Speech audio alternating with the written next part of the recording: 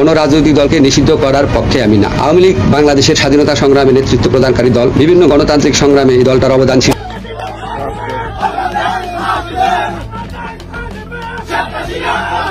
নিজের ভুল বুঝতে পারল আসিফ নজরুল, নিষিদ্ধ হচ্ছে না আওয়ামী লীগ, বললেন ডক্টর মোহাম্মদ ইউনূস। বিস্তারিত জানুন পুরো ভিডিও জুড়ে। দর্শক, সন্ত্রাস বিরোধী আইনে আওয়ামী লীগের কার্যক্রম নিষিদ্ধ করেছে অন্তর্বর্তী সরকার।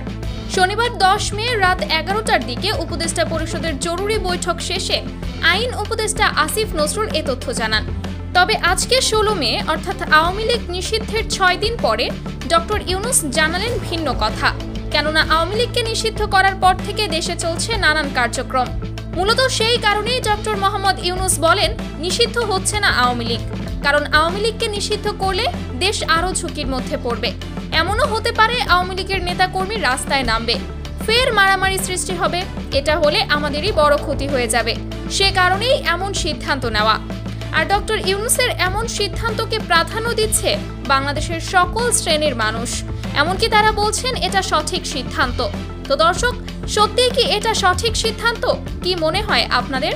তা অবশ্যই জানিয়ে দিবেন আমাদের কমেন্ট বক্সে।